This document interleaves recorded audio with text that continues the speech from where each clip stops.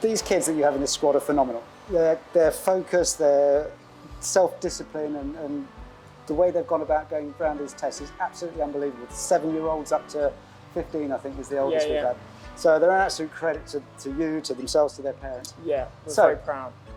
We've found some really interesting things here. You know, there's a lot of areas, for almost all of them, where there's something that we can find to help them with. And have you found that has given you some direction in different ways for your coaching and the different training methods? It's been so revealing. I mean, you know, just participating in these assessments and sessions and seeing what the children are weak on, it now enables us to kind of go back to training, formulate a plan of how we can now work their individual weaknesses and make them better climbers.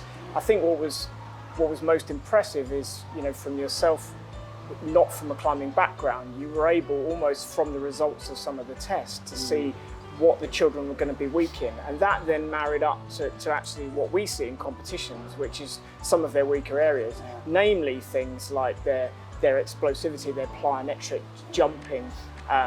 Certainly, one of the things that was prominent in all of them was a slight lack of balance, which, when you consider that climbing is all about balance, you know, was very revealing to us. And I think the interesting thing with not just with the balance test, but with some of the other tests, was the way the kids got it. So when I was then able to, as you say, translate it to what it might relate to in a climbing circumstance, they suddenly, the penny dropped, and you can see them thinking, yeah, this matters. I mean, but the balance thing is fascinating, because when we look at balance and we look at movement, we look for symmetry, left side, right side symmetry. We don't want to compare one child against another child. We want to see what their left side is compared to their right side. And one of your very best climbers, who I think is away competing in the European Championships in Europe at the moment, yeah. Phenomenal balance on her right leg. But then when we looked at her left side, it didn't matter what position we put her foot in on what's termed as the frontal or the sagittal planes. Her balance wasn't anywhere near as good as the right leg. And actually, in general terms, was poor. Now, this is a girl who's performing at the very highest level, and there's a significant opportunity for benefit there. And I think the other thing that I found fascinating was that we did the squat tests. We did 2 varieties of squats, First one was where the kids just squat down in an open space, and we're looking at how flexible their calves are, their soleus muscle in particular, and the Achilles. They could all squat down with their bum on their heels and sat there and could have done their homework or ate their tea or whatever it was. But when we do the other squat, which tests the eccentric function, the strength in the hamstrings as you squat down and lengthen the hamstrings, there were some of them that could squat all the way down, keeping their nose and their forehead against the wall as their toes against the wall. But again, some of them were falling off halfway down or 2/3 of the way down. And of course, as soon as you see that happens, when they're on the wall, as I was explaining to them, and they're having to come down into a position to then make for a push, they're actually falling backwards off the wall.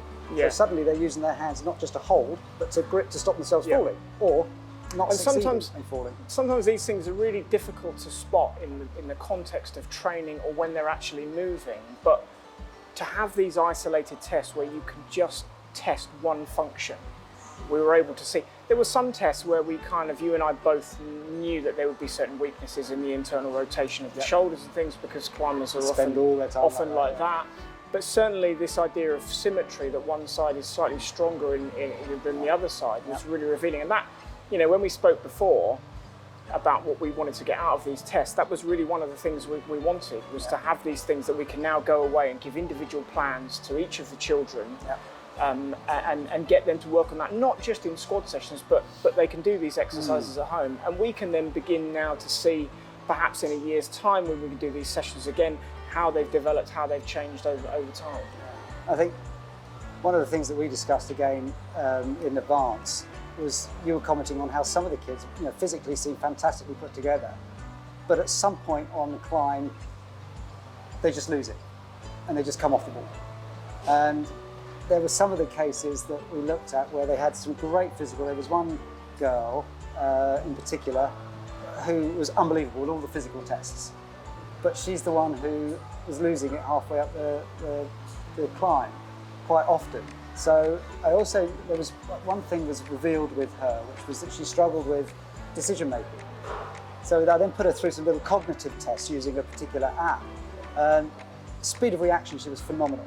I mean, she was right in at the highest possible level straight away. But then I gave her a test to do where there's more than one thing happening at the same time, and she has to focus on different things and make a decision and react quickly, and she just fell apart. And that's what's happening to some of these kids up the climb, is they suddenly are getting overloaded with all of the things going on around them, the noise, the challenge, the pressure, people calling out to them, decisions on the wall, which grip, and boom, gone. Yeah. So Yeah. there's another area there. We can get the balance right, that will help them. We can get the strength right in certain movements, that will help. But that decision making. Well, we talked about key. climbing being such a physically and mentally demanding sport, you know, and there's so many aspects to it. We need to think about their strength, their endurance, their route reading skills, their clipping skills, but also there's a whole other area of the pressures of competition, not just local competitions that they enter, but national.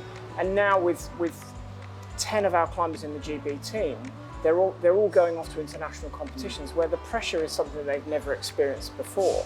So really, you know, now is a great time in climbing to start exploring those other avenues, not just the physical aspects of climbing, but actually what happens to them in competition and how we can help to develop them mentally as well. If you can't think quickly, can't think clearly, you're not going to move quickly. Exactly, yeah. Now, something I haven't said to you yet, but I spoke to the CEO of the company who I work with and represent here in the UK to do with these insoles called Barefoot Science, Sure. specifically about balance. They were designed by a chiropractor many, many years ago to help people improve balance. Now, I was telling him how impressed I was with these youngsters. What I haven't had a chance to tell you yet is he was so thrilled by what was going on that he's offered to sponsor the kids. I think there's 10 of them have balance issues. Yeah. So I've got 10 pairs of insoles that I'm going to be able to bring up to you. Fantastic. And there's a couple of kids we still need to see anyway. So maybe at some point we'll get up soon, bring the insoles, get them in those. That will help them. They'll wear them at school. They can wear them into PE or running or walking, whatever else they do.